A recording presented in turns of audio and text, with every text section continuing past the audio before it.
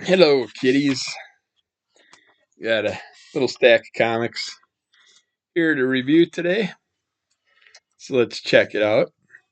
Starting out with Peacemaker Presents the Vigilante Eagly Double Feature. This is fun. I just picked up the first one because I wanted to get a taste for it, but I figured I'd end up buying the trade. But we get to see our Vigilante character taking care of some people in the beginning. They're causing problems. And then we see that he's wondering what's up with Peacemaker. He hasn't heard from him for a while. They had their weekly get together they were supposed to have, and Peacemaker wasn't there. Spaced it out or whatever, or forgot about it, or is out doing something else. You have to read the story to find out. But while this is going on, Peacekeeper's dealing with some lizard characters, and at the same time, vigilante characters trying to find a way to hook up with Peacekeeper and save him because he thinks that Peacekeeper's been kidnapped. He's told he gets to talk to him a little bit and find out some information about what's going on. But yeah, it's really fun. I'm glad I checked it out. I will definitely be picking up the trade for this one, but it kind of splits into two styles of stories in here, but it runs stories into each other nicely. So it's not like it's separate stories or anything like that. It's just giving you the vigilante side of the story and then the peacekeeper side of the story and then slamming them together and mixing them up. That was that was more interesting than I expected. So I will definitely be picking up that trade. Uh,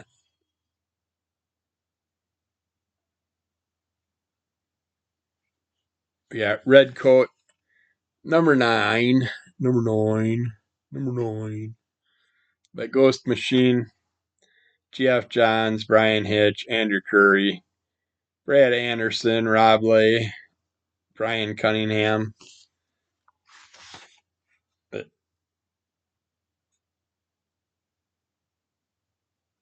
this issue, as usual, our character is dealing with another character from history.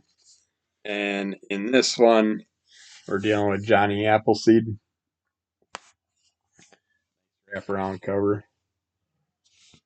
But you see this big trench here, and it's being caused by a giant worm-like character. And good 2-page image of it, nice little open spread. But our characters are trying to deal with this entity, and all along while this is happening, Johnny Appleseed keeps spreading his seeds around, and you have these instant grow apple trees that pop up because of it. And our characters,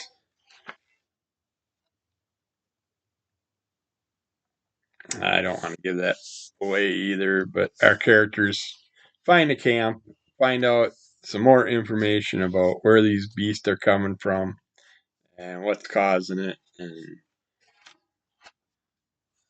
it's a nice little collaboration between these two characters.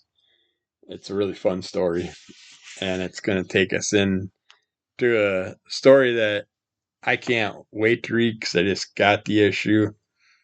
I don't want to give away who's in it yet.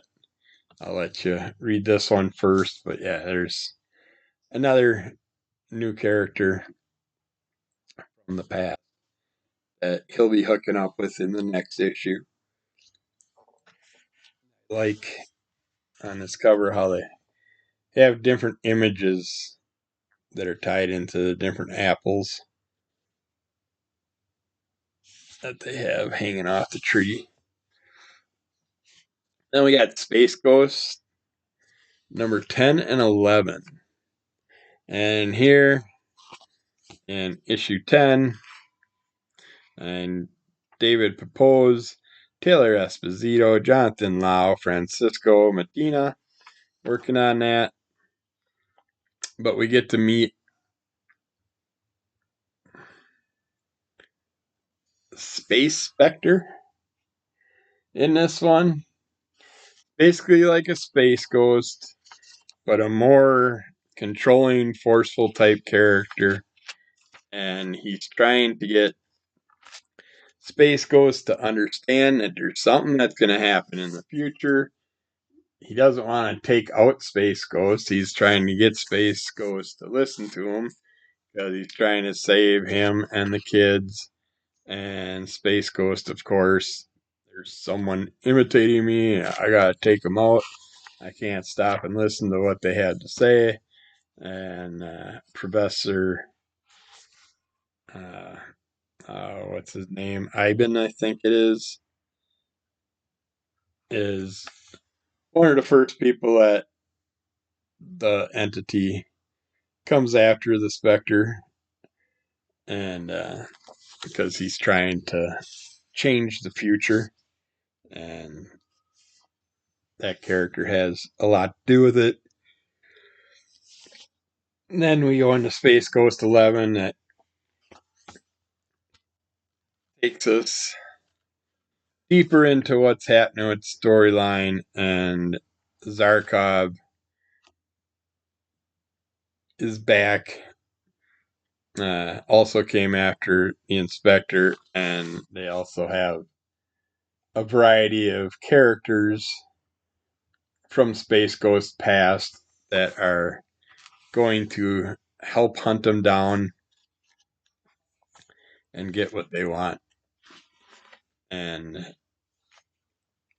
Space Ghost has to go a little bit deep, a little bit off the rails, kind of lets the kids hang, making them feel useless, and then ends up having to kind of needing their help again, and they save his butt as usual when able, but you're also dealing with a lot of characters and Space Ghost jumping between the two issues. I mean, there was portal jumping and stuff like that. And the kids lost Space Ghost for a while, and then he comes back, and it's just, yeah. I like this other Space Ghost character, this Space Spectre or whatever. I'd like to see him come back again in the future, or possibly have a side single one-shot story or something like that. He's definitely an interesting character. Then we got Terror and Fury, issue 3, Rise of the Night. And this is by Xenoscope, Joe Bruscia, Jordi Tarragona, Walter Pereira, Taylor Esposito, and Joe Bruscia again. But in here, we see a character basically being wiped out, but ends up reviving himself, and we get to learn more about Terror, the Terror character, because of it.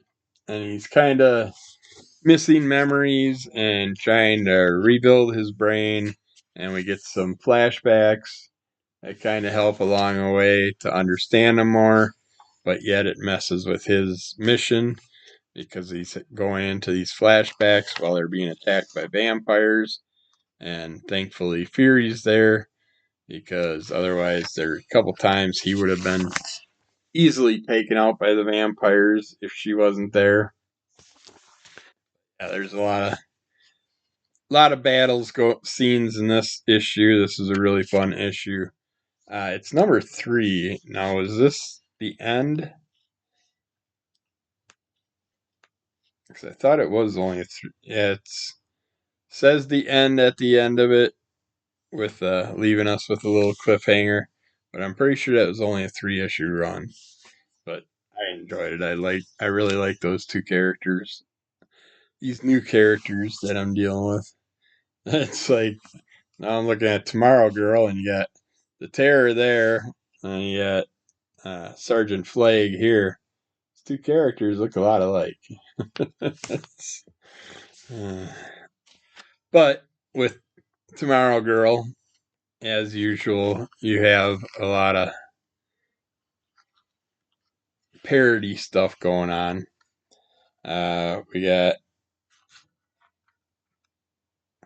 written by Rick Offenberger with Jim Burrows and Eric N. Bennett. Contributing art by Haig. I'm not going to say the rest of the people. Don't have my glasses at the moment, but this character is interesting. The skeleton character. But we get to learn about Sergeant Flash in this issue. We also find out that there's a character that's jumping portals. Is his name the gnat, the bug, the beetle? I can't think of it off the moment, but he's right there. He ends up stealing something, and they have to chase after him. So they get the mummy character, because she has the ability to open up portals and jump through different areas also, and they keep going into these different worlds where there's these battles going on with the superheroes and villains in those worlds that we're getting to see. I don't know why they end up flashing in right where the big events are, and it ends up over draining our mummy by chasing after this character constantly, having to bring up another portal, and each time she does, it just takes more out of her. But then they end up in the Ninja High School universe, but Tomorrow Girl gets accidentally caught up with them and pushed into another portal, and they can't find a way to get her back home, and they have to sit there and go through multiple people to see if they can find someone to help her. And Sergeant Flag, he's got some mental issues of his own. He's not a great guy, but it's fun seeing how Tomorrow Girl's like, are you sure you're the good guy? Not the bad guy. Then we get a fun Herbie story, our fat little character that I don't know if the superpower is if lollipops keep him going, but he's always sucking on lollipops, and the doctor's not too happy about it, and he comes across some big old lollipops in a store window and stuff. But yeah, he's always obsessed with his sugary lollipops. But yeah, it was a fun story about a visit to the doctor. Dark and windy out there. We're supposed to have tornado-like winds tonight, so I'm kind of curious because the family put a bunch of stuff from the storage shed out in the middle of the yard for someone to, basically a metal guy, to come and pick up a bunch of stuff. And he never came. I thought he was supposed to come yesterday, and I just keep looking because different things start moving around. I'm just waiting for him to go flying down the neighborhood. I'm gonna have to go chasing after him. Then we get a Tomorrow Girl story, and Tomorrow Girl in Daylight Savings, which basically shows people that are, as usual, like many of us, are annoyed with the whole daylight savings thing, losing an hour, gaining an hour, all that stuff. Uh, but while she's doing that, she has someone that she notices kind of sneaking around, and she has to deal with her because of some certain things that are going on. I don't want to give all that away. And then the final one we have is the Toxic Avenger, issue 5. I ended up liking this series better than I thought. Yeah, Matt Bors and Fred Harper working on this. Lee Ridge and Rob Steen for the Toxic Avenger story. And then When You Know Your Shit Shows, you got James Finn Garner, Elliot Matisse. And then the bedtime story is done by Lisa Argent and Rick Geary. But yeah, you get to see Toxie being abused again right off the bat in the beginning, kind of a flashback, taking us to the before times, learning more and more about our character throughout that, and brings us all the way up into the quarantine times and what's happening with other characters that are becoming deformed, hideously deformed teenagers and stuff like that. But yeah, and other creatures along the way. Uh, but yeah, I don't want to give away the imagery because it's kind of takes us into something kind of like Toxic Crusaders teasers and stuff like that. If you ever been a fan of the early Toxic Avenger stuff, and yeah, it was fun. So check it out. Keep falling under the call of MS. Rate, review, subscribe, tell a friend, give us those likes. Check out Crimson Call Comic Club, and we'll be back. Thanks.